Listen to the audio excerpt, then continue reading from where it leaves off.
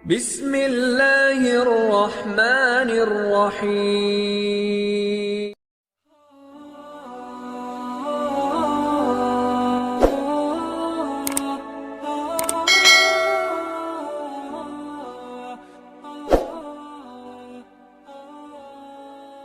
Bismillahirrahmanirrahim. Assalamualaikum warahmatullahi wabarakatuh. Syukur alhamdulillah kita bisa berjumpa lagi di channel ini yang insya Allah bermanfaat bagi kita semua. Salawat dan salam selalu dan tetap tercurahkan kepada junjungan kita Nabi besar Muhammad sallallahu alaihi wasallam. Allahumma salli ala Sayyidina Muhammad wa ala alihi Sayyidina Muhammad. Harapan dan doa saya semoga saudaraku semuanya yang menonton video ini selalu diberikan kesehatan, dilapangkan rezekinya, diampuni dosa-dosanya, dan dipanjangkan umurnya. Amin ya robbal alamin. Sahabat beriman yang dirahmati Allah, pada zaman yang sudah serba canggih ini, budaya barat atau asing sudah biasa dilakukan oleh sebagian besar orang. Salah satunya yaitu pergaulan bebas, terutama di kalangan remaja. Hubungan antara laki-laki dan perempuan sudah menjadi sangat wajar dan tidak dilarang. Padahal dalam agama Islam, hubungan pacaran antara laki-laki dan perempuan sangat dilarang karena bisa menjerumuskan pada perbuatan zina. Faktanya, saat ini sudah banyak gadis yang hamil di luar nikah lantaran terjadi karena kecelakaan. Zina merupakan perbuatan keji yang dilakukan oleh pria dan wanita dan terjadi persetubuhan di antara keduanya. Perbuatan zina adalah salah satu perbuatan yang dikutuk oleh Allah Subhanahu wa taala, dan sebagai umat Islam kita dilarang atau haram hukumnya untuk mendekati zina.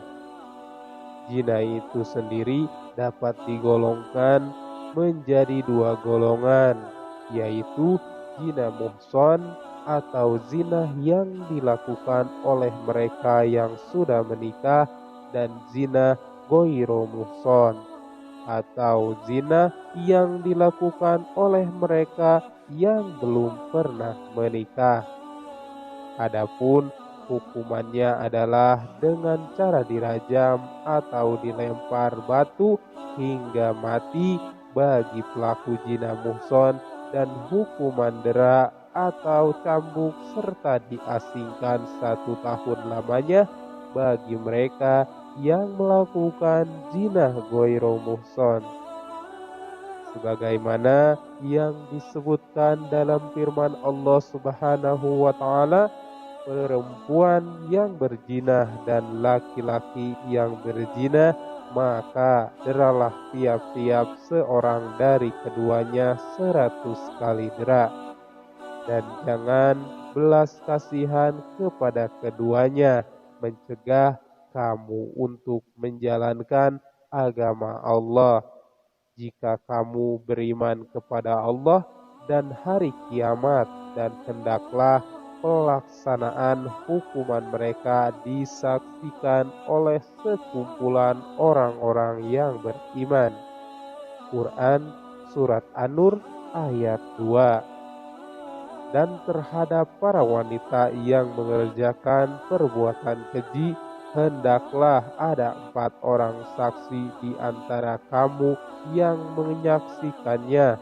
Kemudian apabila mereka telah memberi persaksian, maka kurunglah mereka wanita-wanita itu dalam rumah sampai mereka menemui ajalnya atau sampai Allah memberi jalan lain kepadanya.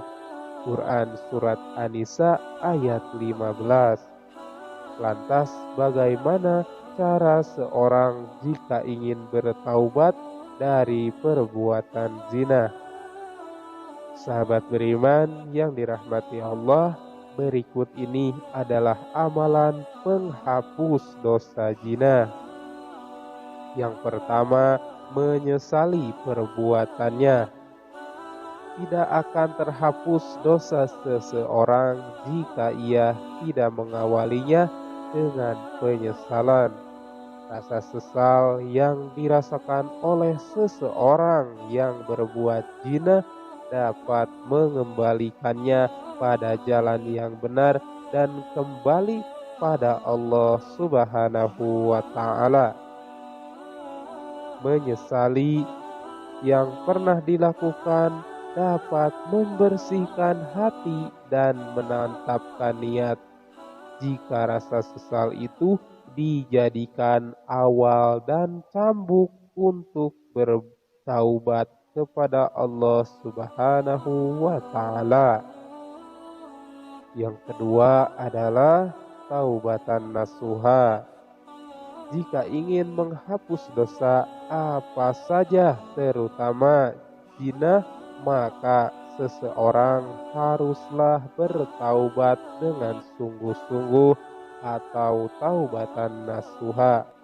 Taubatan nasuha adalah taubat yang sungguh-sungguh berasal dari hati dan dilakukan karena seseorang menyesali perbuatannya.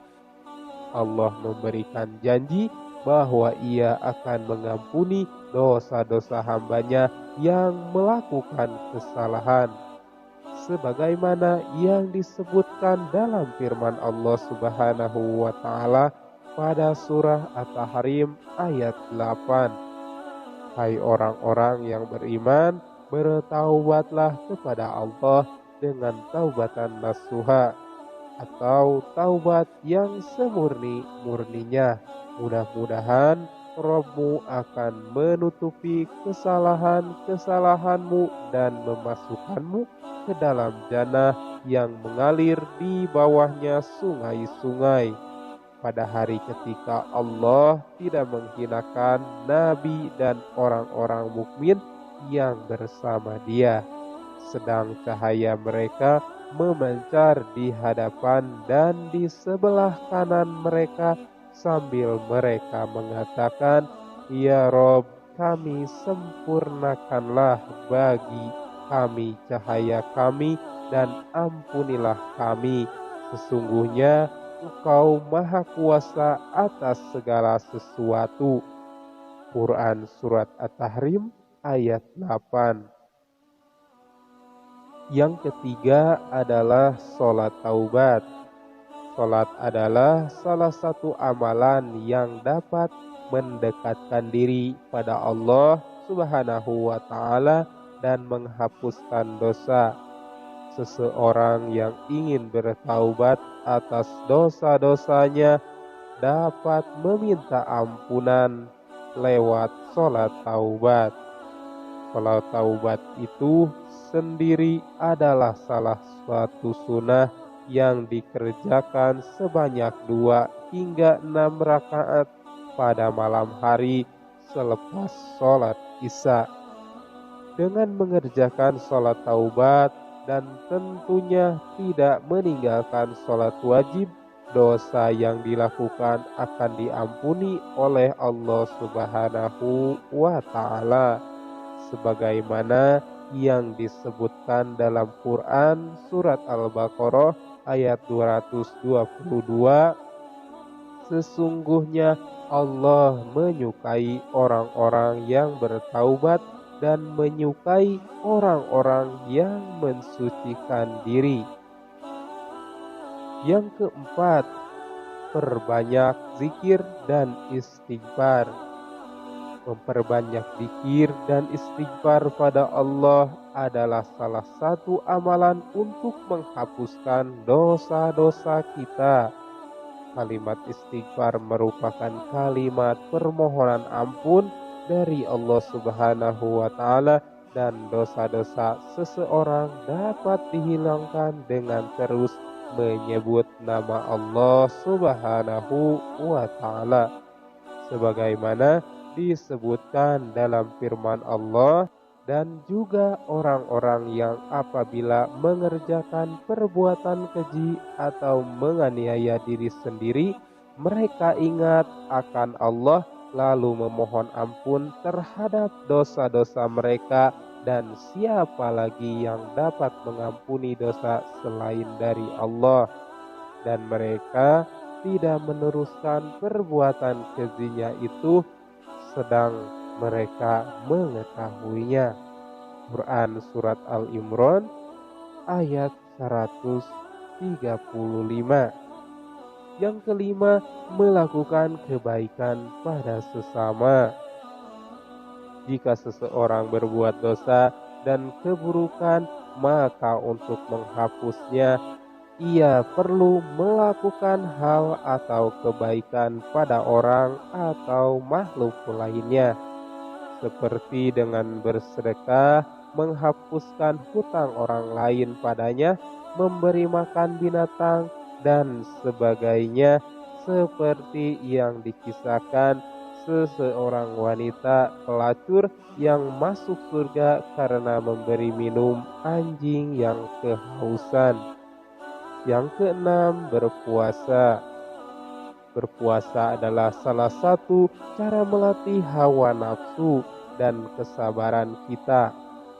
Berpuasa adalah salah satu cara melatih hawa nafsu dan kesabaran kita. Puasa juga dapat menghapuskan dosa apabila dilakukan dengan sungguh-sungguh, terutama jika melakukan puasa sunnah seperti puasa Arafah dan Asyura. Yang ketujuh, memperbanyak membaca Al-Quran. Al-Quran dapat menjernihkan hati, dan membacanya tidak hanya mendatangkan ketenangan, akan tetapi juga menghapuskan dosa seseorang.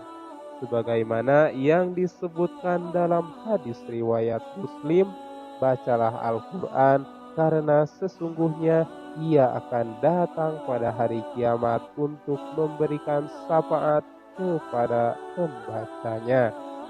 Sahabat beriman yang dirahmati Allah, demikian amalan-amalan yang dapat dilakukan untuk menghapuskan dosa zina.